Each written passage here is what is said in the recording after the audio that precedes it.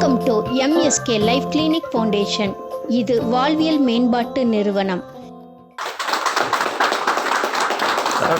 Okay, வாழ்க வளமுடன் என்ற பிரார்த்தனையோடு நாம் துவங்குவோம்.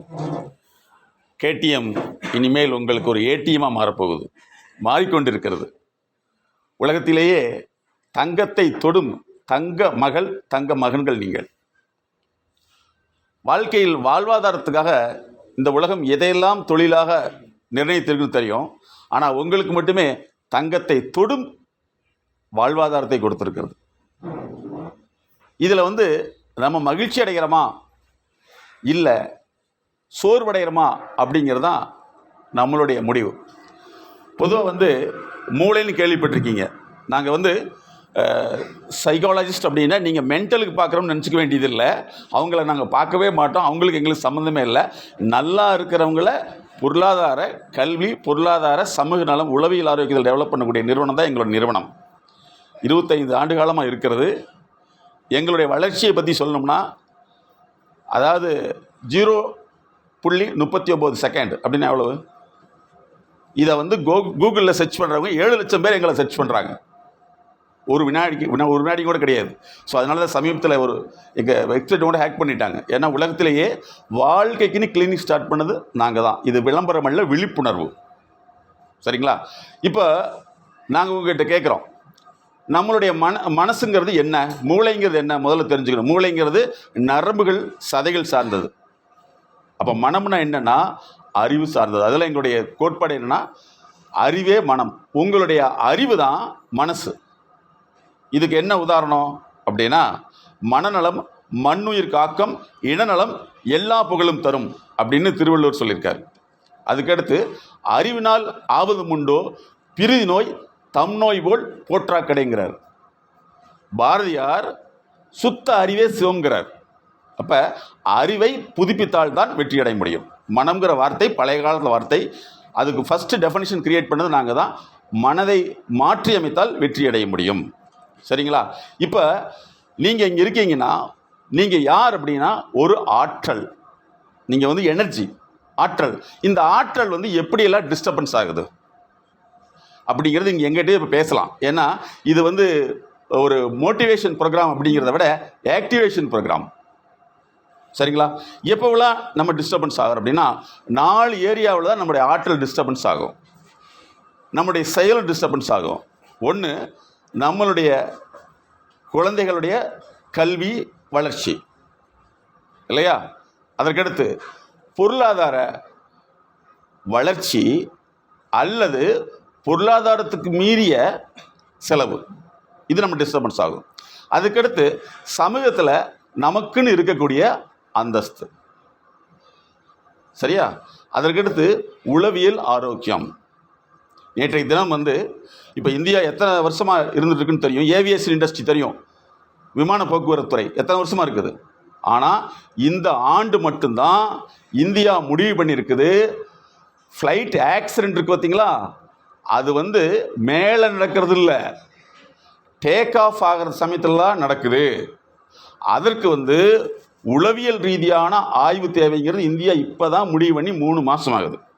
இதை ஒரு பல்கலைக்கழகம் பார்த்துட்டு எங்களோடு இணைந்து இந்த பைலட்டுக்கு எப்படி உளவியல் சார்ந்த இயக்கத்தன்மையை கொடுக்குதுங்கிறது நேற்று ஒரு ஆன்லைன் கான்ஃபரன்ஸ் போட்டிருக்கோம். அது எங்களுடைய இதிலெல்லாம் போட்டிருக்கோம், யூடியூப் சேனலில். அதனால் நீங்கள் என்ன செய்யணும்னா, உங்களுக்கு இந்த டிஸ்டர்பன்ஸ் வருது, இந்த டிஸ்டர்பன்ஸ் தான் உங்களுடைய ஆற்றலை குறைக்கும்.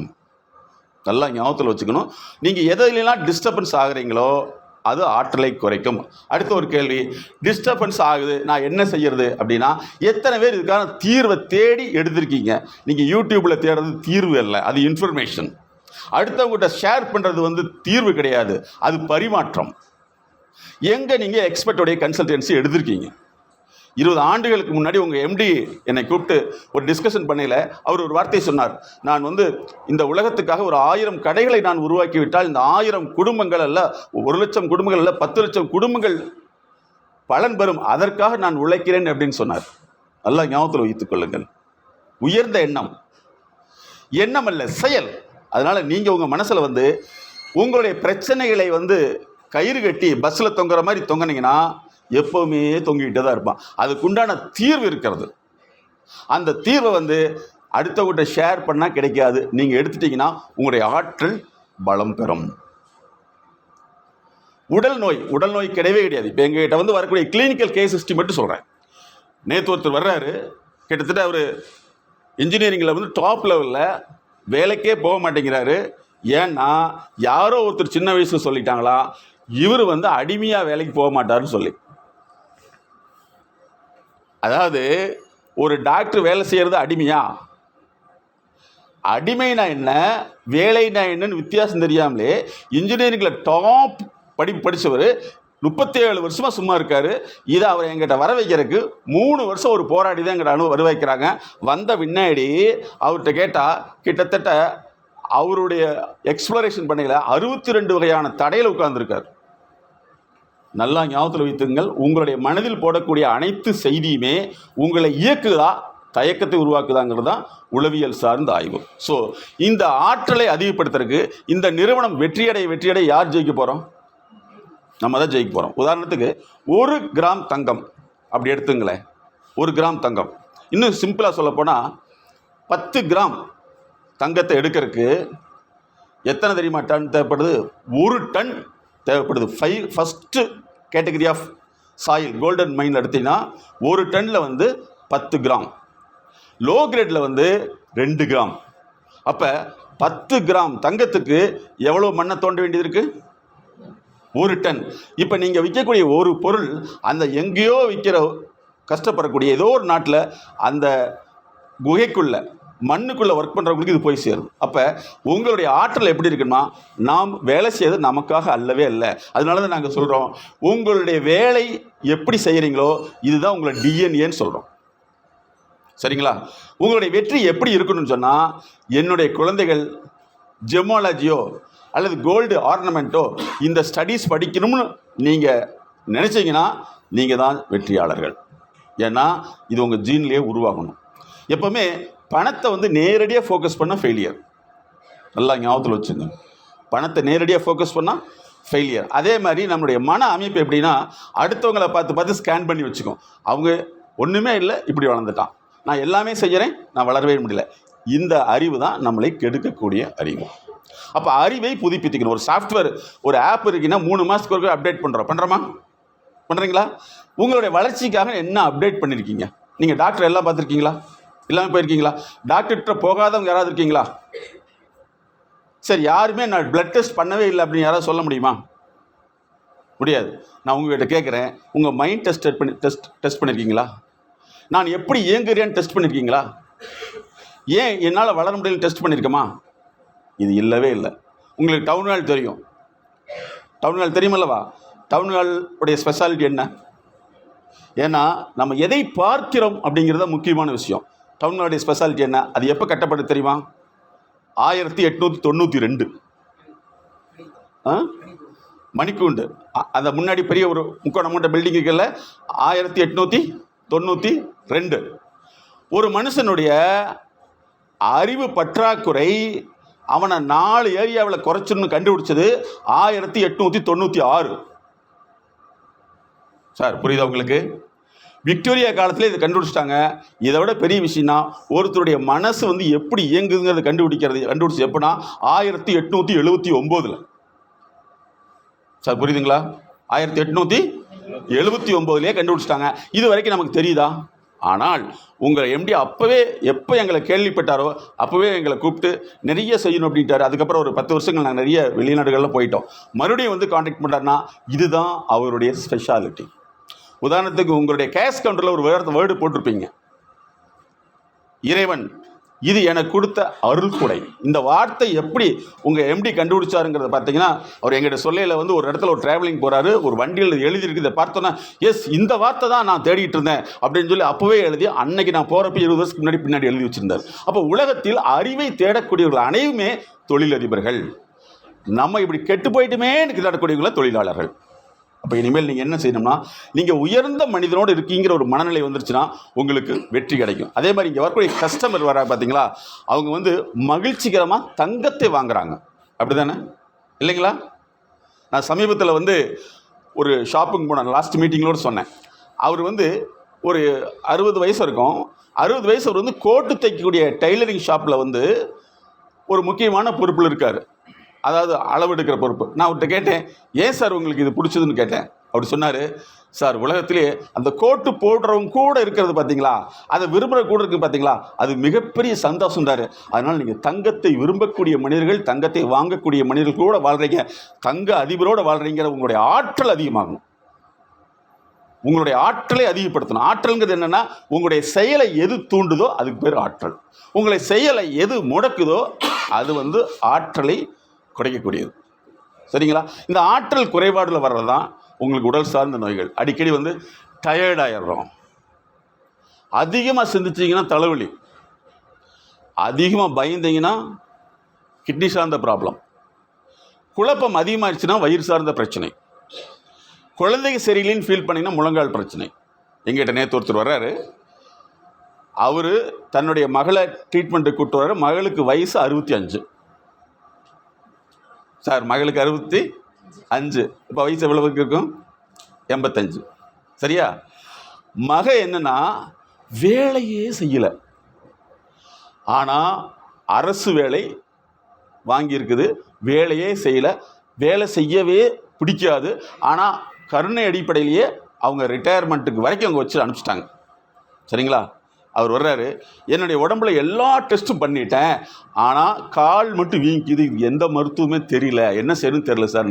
மகளுக்கு கூப்பிட்டு வந்தவர். நான் சொன்னேன், உங்களுக்கு இந்த பிரச்சனைலாம் இருக்குங்க. அப்பா, என்னுடைய மகனுடைய வாழ்க்கை சரியில்லை, அதுதான் உங்களுடைய பிரச்சனை. அப்போ உடலில் கண்டுபிடிக்க முடியாத நோய்கள் வருதுன்னா அது வாழ்வியல் சார்ந்த நோய்கள், மனம் சார்ந்த நோய்கள், வாழ்வியல் சார்ந்த நோய்கள்.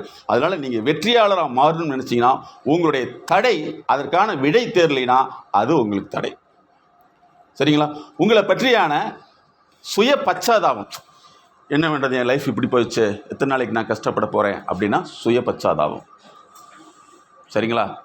நீங்கள் மருத்துவமனையில் நாங்கள் இருக்கிறதுனால சொல்கிறோம், ஒரு பேஷண்ட்டுக்கு சர்ஜரி பண்ணிட்டா அந்த சர்ஜரி பண்ண பிளேட்டை கழுவக்கூடிய நர்ஸ் இருக்குது பார்த்தீங்களா, கிரேட்.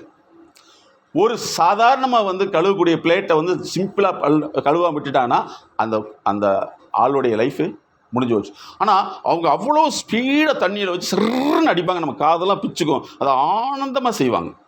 இதுதான் கிரேட்.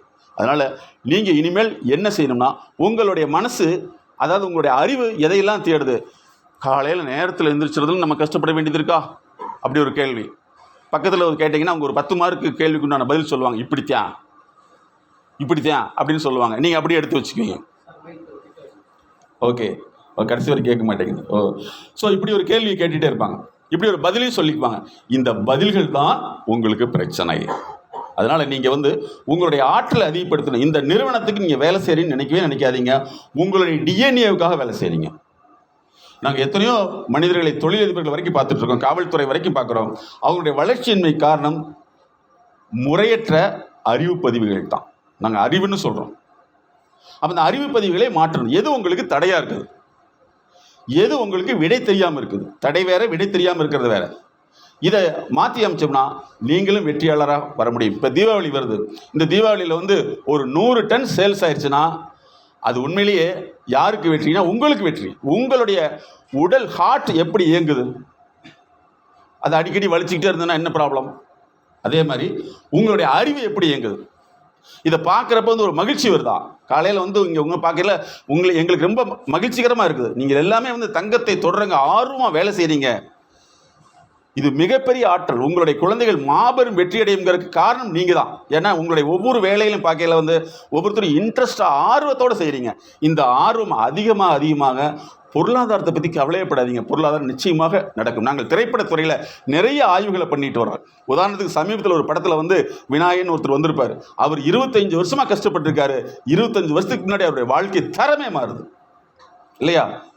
ஒவ்வொரு படத்தில் உள்ள நடிகர்களும் எப்படியெல்லாம் வளர்ச்சியாக நாங்கள் ஒரு ஆய்வு பண்ணிட்டு இருக்கோம். அப்படி பார்க்கலாம் பார்த்து யார் நீண்ட நாள் ஒரு விஷயத்தை செய்கிறாங்களோ அவர்கள் தொடர்ந்து ஆர்வத்தோடு செய்தால் அது மிகப்பெரிய வெற்றியை கொடுக்கும். அதனால் நீங்கள் இந்த நிறுவனத்தோடு உங்களை இணைத்துள்ளீர்கள். அந்த நிறுவனத்தை வந்து வளர்த்தணுங்கிற எண்ணத்தில் இருங்க. நிச்சயமாக நம்ம தான் வளரப்படுறோம். ஒரு ஹாஸ்பிட்டலுக்கு போனால் அந்த டாக்டர் என்ன நினைப்பார் சொல்லுங்கள்? அந்த பேஷண்ட்டை க்யூர் பண்ணணும். அந்த க்யூர் பண்ணணும்னு நினச்சா அவர் செய்ய செய்ய ஆட்டோமேட்டிக்காக அந்த பேஷண்ட் க்யூர் ஆகிடுவார். அந்த பேஷண்ட் 10 பேர் ரெஃபர் பண்ணுவார். அப்போ யார் டெவலப் ஆகிறா? டாக்டர் டெவலப் ஆகிறார். நீங்கள் ஒன்று ஞாபகத்தில் வச்சுங்க, நாம் எல்லாமே வந்து அடுத்தவங்களுக்கு வேலை செய்கிறோம்னு நினைக்கிறது தவறு. ஏன்னா எங்களுடைய கிளினிக்கல் ஃபவுண்டேஷனுக்கு நிறைய பேர் வர்றவங்களை நாங்கள் ஸ்டடி பண்ணலை. என்னென்னா, நான் படிக்க வேண்டியது இருக்குது, பொழுதனைக்கு கஷ்டப்பட சொல்கிறாங்க, டியூஷன் போக வேண்டியிருக்கு. இதெல்லாம் இல்லை. படிப்பை அதிகப்படுத்துறதுக்கு ஏதாவது கன்சல்டன்சி எடுத்துக்கிட்டியா? இல்லவே இல்லை. அதே மாதிரி நம்முடைய வாழ்க்கையை அதிகப்படுத்துறதுக்கு ஏதாவது எடுத்துருக்குமானா? இல்லவே இல்லை. ஆனால் உங்களுடைய நிறுவனம் அப்பப்போ உங்களுடைய மனதை புதுப்பிப்பதற்காக இந்த மாதிரி எக்ஸ்பர்ட்லாம் உங்கள்கிட்ட வந்து இன்ட்ரொடியூஸ் பண்ணி வைக்கிறாங்க. அதனால் இன்னையிலிருந்து நீங்கள் மாறணுங்கிற எண்ணத்தை விட உங்களுடைய அறிவை புதுப்பிக்கணும். எந்த அறிவை புதுப்பிக்கணும்? நமக்கு உழைக்கக்கூடிய வாய்ப்பு கிடச்சிருக்குது. அப்படித்தானே? உழைப்பு வேலை நினச்சிங்கன்னா நம்ம கூலியாள் தான். நாங்கள் அதுதான் 20 வருஷத்துக்கு முன்னாடியே சொன்ன விஷயம் வந்து உங்கள் எம்டிக்கு ரொம்ப பிடிச்சி. பல பேருக்கு வந்து செய்கூலி இருக்கும், ஆனால் சேதாரமாக இருக்கும் இல்லையா? ஆனால் உங்களுக்கு செய்கூலி இருக்கணும், சேதாரம் இருக்கக்கூடாதுன்னா ஒன்லி உங்களுடைய சிந்தனை போக்க மாற்றணும், அறிவு போக்க மாற்றணும். இங்கே வரையிலே வந்து இந்த நிறுவனத்தோடு நம்ம இணைந்திருக்கோம், இந்த நிறுவனம் வெற்றி அடையணும் அப்படிங்கிற எண்ணத்தில் வந்தீங்கன்னா நிச்சயமாக வெற்றி அடைகிறது நீங்கள் தான். உங்களுக்குள்ள வந்து கவலைகளை சூழ்ந்திருக்கிறது. சரி, கவலை இல்லாமல் வாழ முடியுமா? இது கதை. ஒவ்வொரு மருத்துவரும், நாங்கள் சமீபத்தில் வந்து ஒரு பெரிய ஹாஸ்பிட்டலுக்கு போயிருந்தோம். அவருடைய அந்த சீஃப் டாக்டருடைய ஒய்ஃப் வந்து ஐசியூவில் படுத்திருக்கு.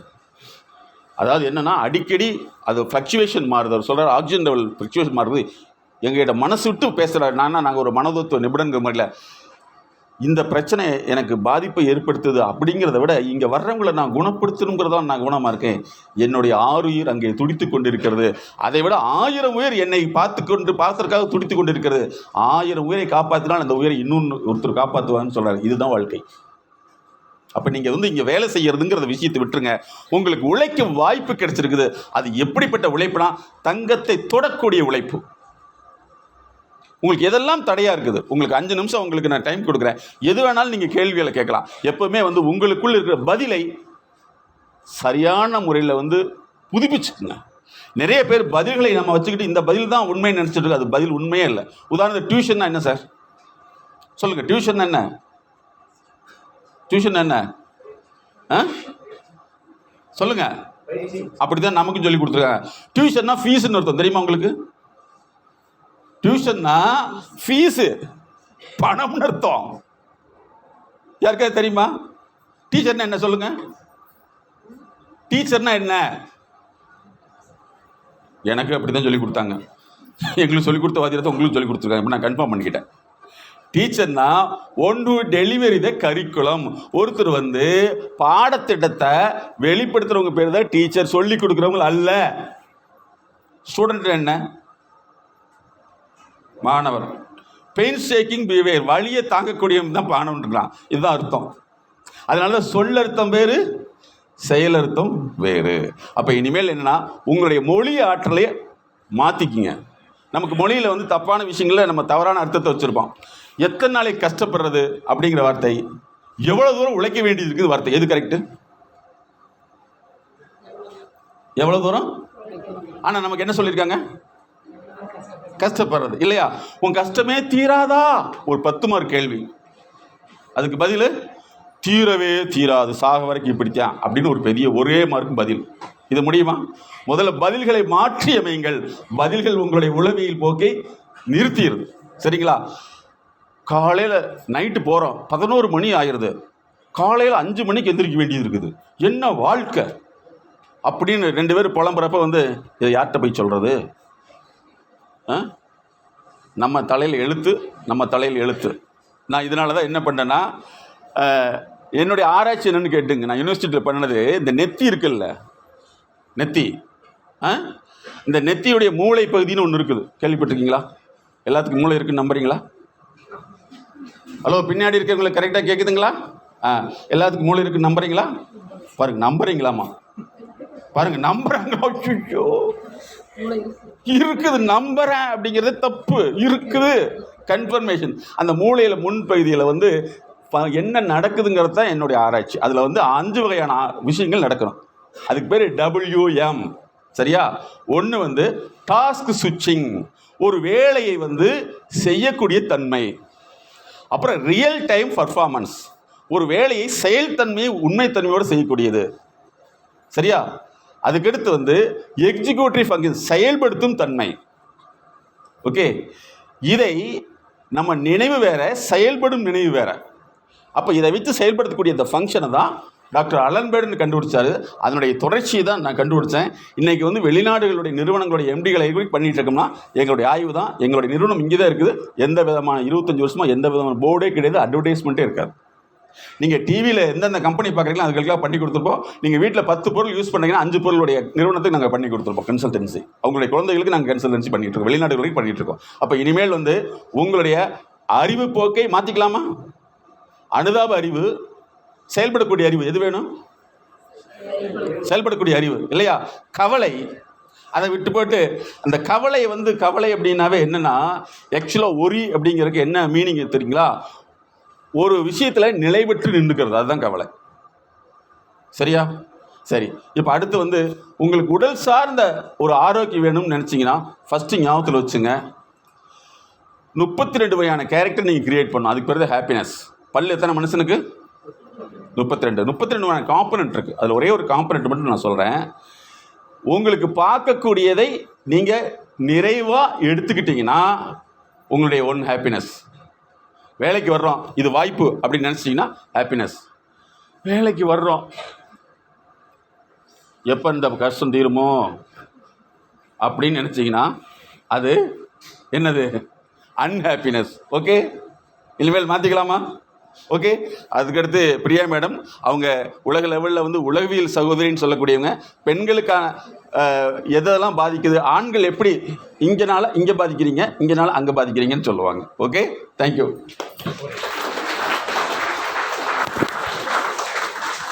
Good morning. கேக்குதா? சவுண்ட் எல்லாம் கேட்கல. Good morning. ஓகே. என்ன போல் வாழ்க்கை என்பதை வந்து பாத்தீங்கன்னா நம்ம டாக்டர் மொய்தீன் சார் வந்து சிறப்பா சொன்னாங்க. ஏன் புரிஞ்சுதா?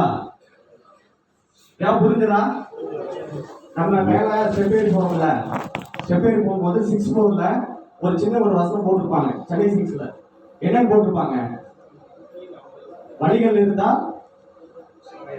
1000 வழிகள், வழிகள் இல்லைன்னா 1000 குறைகள் அப்படின்னு சொல்லி மேலே எழுதி போட்டிருப்பாங்கல்ல. அந்த மாதிரி தான் நமக்கு இன்ட்ரெஸ்ட் இருந்தா சம்பாதிக்கிறதுக்கான வழி எப்படிங்க இருக்கும்? எந்த விதத்துலனாலும் நம்ம எப்படி சம்பாதிக்கலாம் இல்லையா?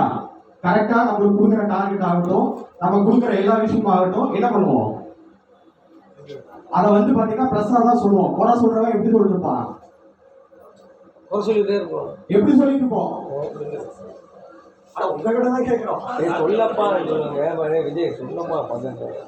அந்த மாதிரி வந்து பாத்தீங்கன்னா நம்மளோட மனநிலை எந்த அளவுக்கு இருக்குதோ அந்த மாதிரிதான் நம்மளோட வாழ்க்கையும் அமையும். கரெக்டா இல்லையா?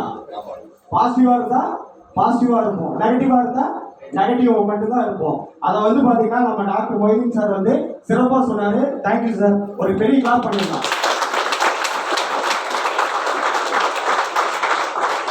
அடுத்தபடியா மேடம்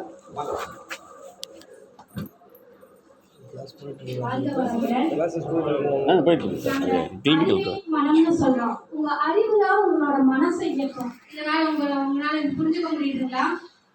ஏன்னா நம்மளோட நாலேஜ் பார்த்து இது வரைக்கும் நீங்க என்ன பதிய வச்சிருக்கிறீங்களோ அந்த அறிவின் அடிப்படையில தான் உங்களோட செயல்பாடுகள் ஒவ்வொன்றுமே இருக்கும். இது மற்றவங்களோட பார்வைக்கு சரியா இருக்கும், தப்பா இருக்கும். ஏன் நம்ம மற்றவங்களை புரிஞ்சுக்கல, நம்ம ஏன் மற்றவங்க நம்மளை புரிஞ்சுக்கல, நம்ம அவங்கள புரிஞ்சுக்கிறேங்கிறத ஒரு முரண்பாடுகள் வந்து நம்மளோட செயல் தடைகள் வருது. இப்போ நம்ம வந்து ஏன் ஜெயிக்க முடியல, நம்ம காலம் ஃபுல்லா வேலை செய்யணுமா அப்படிங்கிறது, வேலைங்கிறது நம்ம தவிர்த்தரணும். சர்வீஸ், நம்ம உலகத்துல பிறந்ததே சர்வீஸ் பண்றதுதான். ஒவ்வொரு ஆத்மாவுமே, ஒரு ஆணாகட்டும் பெண்ணாகட்டும், ஒரு குழந்தை வளர்த்துறது ஒரு சர்வீஸ். நம்மளோட பொருளாதாரத்தை உயர்த்துறதுக்கு நம்ம போராடுறது ஒரு சர்வீஸ். அப்போ மக்களின் சேவையே மகேசனின் சேவைன்னு சொல்றோம். அப்போ இந்த நிறுவனத்தோட கேடிஎம் நிறுவனத்தோட மக்கள் நீங்க தான். உங்களோட சர்வீஸ் தான் இந்த நிறுவனம் பல மடங்கு, பல டிபார்ட்மெண்ட்டு, பழைய பிரான்ச்சஸ் உருவாகிறதுக்கு மிகப்பெரிய ஒரு காரணமா இருக்கு. அப்போ உங்களோட சர்வீஸ் வந்து நீங்க ஒவ்வொருத்தரையும் காலையில பார்க்கறது அவ்வளோ ஆக்டிவா இருந்தீங்க. அப்போ இந்த ஆக்டிவ் வந்து நம்மளுக்கு ஒரு குறிப்பிட்ட நேரத்துக்கு அப்புறம் பார்த்தீங்கன்னா அப்படியே ஆஃப் ஆயிடும். ஏன்னா நம்மளுக்குள்ள பதிவான அறிவின் விஷயங்கள் தான். அப்போ எல்லாருமே நம்ம சொல்லுவோம், தலையெழுத்தே சரியில்லை, எனக்கு நேரமே சரியில்லை, காலமே சரியில்லை, என்னை யாரும் புரிஞ்சுக்கல, எனக்கு மட்டுமே கஷ்டம் நடக்குது காலம் ஃபுல்லா அப்படின்னு சொல்லி நம்மளே நம்மளை வந்து தாழ்த்திக்கிட்டு போறதுதான் நம்மளோட பிரச்சனைகளுக்கு காரணமா இருக்கு. அப்போ கடவுள் அப்படின்னு போய் ஒன்றை தேடிட்டு நம்மளோட செயல்பாட்டுகளை குறிச்சிட்டு கடவுளுக்குள்ள போய் புரிஞ்சுக்கிறோம். கடவுள் என்னைக்குமே கொடுக்க மாட்டார் யாருக்குமே. கடவுள் அப்படிங்கிறதோட முழு அர்த்தமே கடந்து போறதுதான். உங்களுக்குள்ள உங்களுடைய அறிவுக்குள்ள நீங்க எந்த அளவுக்கு கடந்து போறீங்களோ அந்த அளவுக்கு உங்களோட வளர்ச்சிகள் இருக்கும். இதை நீங்க ஒவ்வொரு நாளும் பிராக்டிஸ் பண்றப்போ உங்களுக்கு எனர்ஜி லெவல் அதிகமாயிட்டே வரும். உங்களுக்கு சோர்வுங்கிறதே இருக்காது. அப்போ ஒரு மொபைலுக்கு ரீசார்ஜ் மாசத்துக்கு ஒரு தடவை பண்றோம், குறைஞ்சது 28 நாளைக்கு ஒரு தடவை பண்றோம். உங்களை நீங்க புதுப்பிச்சுக்கிறதுக்கு என்ன பண்றீங்க? அப்போ ஒரு வேலைக்கு வர பக்கம் எனக்கு சின்ன வேலை, எனக்கு மற்றவங்களுக்கு பெரிய வேலை, இவங்களுக்கு ஒரு காம்படிஷன் இருக்குது, என்னை மதிக்கவே இல்லை, அவங்கள மட்டும் மதிக்கிறாங்க, சீனியரை மதிக்கிறாங்க, புதுசாக வந்து என்ன மதிக்கல, இல்லை புதுசாக வந்தவங்களை மதிக்கிறாங்க என்ன மதிக்கல அப்படிங்கிற தாழ்வு மனப்பான்மைகள் ஏன் வருதுன்னா நம்மளை நம்ம புதுப்பிச்சுக்காதான். நம்மளை புதுப்பிச்சுக்கிட்டா நம்ம ஜெயிக்க முடியும். இப்போ கூகுள் நிறுவனத்தை எடுத்துக்கோங்க. எல்லாருமே நம்ம கூகுளில் போய் தான் தேடுறோம். ஆனால் கூகுள் தேடி கண்டுபிடிச்சது சுந்தர் பிச்சை சார். ஏன்னா அவர்கிட்ட அவரோட வளர்ச்சி. அப்ப ஏன் மக்கள் நம்மளை தேடல, ஏன் இந்த நிறுவனத்துல நம்ம மேல போகலன்னு நம்மளோட தடைகள் தான். நீங்க வளர்ந்துட்டீங்கன்னா உங்க நிறுவனம் உங்களை எங்கேயோ தூக்கிட்டு போகும். அப்போ உங்களுடைய வளர்ச்சிகள் ஒவ்வொன்றுமே உங்களுக்குள்ளதான் இருக்கு. நீங்க செயல் முயற்சி எடுத்தா மட்டும்தான், உங்களை புதுப்பிச்சுக்கிட்டா மட்டும்தான் உங்க டிஎன்ஏ மாறும். இல்லைன்னா நம்மளுக்கு எல்லாருமே ஆரம்பத்துல இருந்து சொல்லி கொடுத்துட்டாங்க. என்ன சொல்லுங்க பார்க்கலாம். எங்கே போனாலும் இருக்கிற இடம் தெரியாம இருந்துட்டு வந்துக்கணும், நல்ல பிள்ளையா இருந்துக்கணும் அப்படின்னு சொல்லி வளர்த்துனதோட விளைவு நேற்று நாங்கள் பார்க்குறோம். அந்த குழந்தை +2 படிக்குது. ஒரு இடத்துல உட்கார வச்சிங்க 2 நாளானாலும் அந்த இடத்துல இருக்காது. ரொம்ப அமைதியான குழந்தை. இதோட பின்விளைவு என்ன? டீச்சர் சத்தமாக திட்டுறாங்க, அவங்க அப்பா அதை தாங்கிக்க முடியாமல் சூசைட் பண்ணிக்கிறாரு. என் குழந்தை நானே திட்டுறது இல்லை, டீச்சர் திட்டாங்க அப்படின்னு சொல்லி. ஏன் இது இல்லைன்னா நம்மளுக்கு பதிய வைக்கப்பட்ட விஷயங்கள் நம்ம பழைய அடிப்படையிலேயே போகிறப்பதான். அப்போ இந்த நிறுவனம் வந்து உங்களுக்கு நிறைய அவேர்னஸ் கொடுக்குறாங்க, கஸ்டமர் வந்தால் எப்படி ஹேண்டில் பண்ணணும் அப்படிங்கிறது. இன்னொன்று இந்த இடத்துல என்ன சொல்கிறோன்னா, கஸ்டமர் அப்படின்னு வர்றப்போ பார்த்தீங்கன்னா ஏன் வர்றாங்க, நிறைய பேர் பர்ச்சேஸ் பண்ணாமல் ரிட்டர்ன் போவாங்க. ஏன்னா அவங்களுக்கு பார்க்க மட்டும்தான் தெரியும். இல்லைன்னா அவங்களுக்கு பிடிச்சமா இருக்கான்னு பார்ப்பாங்க, ஒரு நிமிஷம் பார்த்துட்டு விலைக்கு போயிடுவாங்க. ஏன்னா அவங்களுக்கு கேட்க தெரியாது. எக்ஸ்பிளைன் பண்ணி நம்ம என்னதான் சொன்னாலும் அவங்களுக்கு கேட்கும் திறன் குறைவாக இருக்கும். அப்போது அந்த கஸ்டமரை நீங்கள் ஐடென்டிஃபிகேஷன் பண்ணிட்டு அவங்க ஒன்று தேடிட்டே இருக்காங்கன்னா நீங்கள் தேடுதலுக்குள்ளே போயிட்டு நான் உங்களுக்கு ஹெல்ப் பண்ணுறேன் அப்படின்னு சொல்லணும். அதாவது என்ன வேணும்னு கேட்டிங்கன்னா அவங்களுக்கு தெரியாது. ஏன்னா நம்மளுக்கே பேச்சு வர மாட்டேங்குது. புதுசாக ஒரு நபரை பார்த்தா என்ன பண்ணிடுறோம், விலைக்கு போயிடுறோம், இல்லைன்னா பின்னாடி போய் நின்றுக்கிறோம். ஏன்னா நம்ம முன்னாடி தூக்கிட்டு போகிறது ஒவ்வொரு கஸ்டமர் வரப்போவும் நீங்கள் முன்கூட்டியே போய் என்ன வேணும்னு கேட்டிங்கன்னா அவங்களுக்கு சொல்லவே தெரியாது. நான் எனக்கு இது வேணும்பாங்க, இந்த மாதிரி வேணும்பாங்க, என்ன மாதிரின்னு சொல்ல தெரியாது. அப்போ அவங்களோட உணர்வுகளை புரிஞ்சுட்டு நம்ம ஒவ்வொன்றும் புதுசு நீங்கள் காமிச்சதையே திருப்பி 2வது தடவை காமிச்சாலும் கூட பரவாயில்லையே நல்லா இருக்கிற மாதிரி இருக்கே அப்படிம்பாங்க. ஏன்னா முடிவெடுக்கும் திறனும் அவங்களுக்கு இருக்காது, ஜட்ஜ் பண்ணுற இதுவும் இருக்காது. தேடிக்கிட்டே இருப்பாங்க, கட்சியில் எதுவுமே பிடிக்கலம்பாங்க. அவங்க மட்டும் பிடிக்கலைங்கிறதும் முடிவெடுக்க முடியலைங்கிறதும் அவர்களோட குறைபாடு. அவர்களுக்கு எப்படி நம்ம சப்போர்ட் பண்ணுங்கிறப்ப நம்ம செய்யக்கூடிய செயல்பாடுல உங்களோட அறிவு. அப்போ அந்த அறிவு வந்து நீங்க எனர்ஜி லாஸ் ஆகுது அப்படின்னா நீங்க வந்து பேச தெரியாம என்ன நினைப்பாங்களோ, போய் சொன்னா ஏதாவது நினைச்சுக்குவாங்களோ, ஏதாவது திட்டிடுவாங்களோ அப்படின்னு நினைக்கிறத அவங்க கிட்ட கேள்விகள். நிறைய பேர்த்துக்கு பார்த்தீங்கன்னா கேள்வி கேட்க பிடிக்காது. நீங்க கேள்வி கேட்டீங்கன்னா டென்ஷன் ஆவாங்க. நிறைய கஸ்டமர் நீங்களே பார்த்துருப்பீங்க, என்ன வேணுங்க அப்படின்னு கேட்டீங்கன்னா இவங்க யார் வந்து நீங்க கேள்வி கேட்குறாங்க, ஏன் ஷோகேஸ் இருக்கிறது எனக்கு பார்க்க தெரியாதா அப்படிம்பாங்க. அப்போ இது மாதிரி நிறைய நீங்கள் இன்சிடென்ட் நடந்திருக்கும். அப்போ அவர்களுக்கு வந்து அந்த கேள்வி கேட்கும் அந்த என்ன வேணுங்கிறதே அவங்களுக்கு அலர்ஜியான வார்த்தையாக இருக்கும். அப்போது என்ன வேணுங்கிறத விட இது பாருங்கன்னு ஒரு குறிப்பிட்ட நீங்கள் காமிக்கிறப்ப நீங்கள் உங்களோட சப்போர்ட் அவங்களுக்கு பிடிச்சிடும். அப்படி நீங்கள் எதை காமிச்சாலும் ஓகேன்னு எடுத்துட்டு இருப்பாங்க. அது போன்று நீங்கள் உங்களோட அறிவுகளை புதுப்பிக்க மட்டும்தான் நீங்க ஜெயிக்க முடியும். பழைய எண்ணத்திலும் பழைய அடிப்படையிலுமே இருந்தீங்கன்னா நம்ம விளக்கப்பட்டுட்டே தான் இருப்போம். நம்மளுக்கான அங்கீகாரம் கிடைக்கலன்னா நம்மளோட எனர்ஜி, நம்மளோட அறிவு, நம்மளோட நடத்தை இதை மாற்றினா மட்டும்தான் இந்த உலகத்தில் நம்ம ஃபிட்டாக முடியும். எங்கே போனாலுமே சர்வீஸ் தான். நம்ம வேலைக்கு போகிறோம் அப்படிங்கிற எண்ணத்தை மாற்றிட்டு உங்கள் குழந்தைகளோட மனசுலையும் நீங்கள் பண்ண வேண்டியது சர்வீஸ். நம்ம சர்வீஸ் இருந்தால் மட்டும்தான் நம்ம வாழ்க்கையில் ஜெயிக்க முடியும், உங்களை அடுத்தடுத்த லெவலுக்கு கொண்டு போக முடியும்னு தான் எங்கள் நிறுவனத்தில் கண்டுபிடிச்சு உங்களுக்கு நாங்கள் இன்னைக்கு சொல்லக்கூடிய வந்து எல்லோரும் நன்றாக பண்ணணும். இந்த வருஷம் மிகப்பெரிய ஒரு ஆர்டர்லாம் உங்களுக்கு வரணுங்கிறது எங்களோட நிறுவனத்தோட வாழ்த்துக்கள். Thank you. Thank you ma'am. Welcome to MSK life clinic foundation.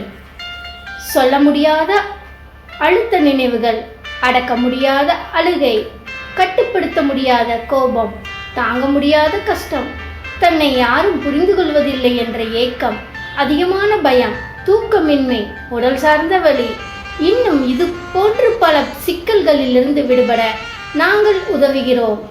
அணுகவும். உளவியல் முதல் உதவிக்கு MSK just call 93 602 53 930. Welcome to MSK life clinic foundation. இது வாழ்வியல் மேம்பாட்டு நிறுவனம்.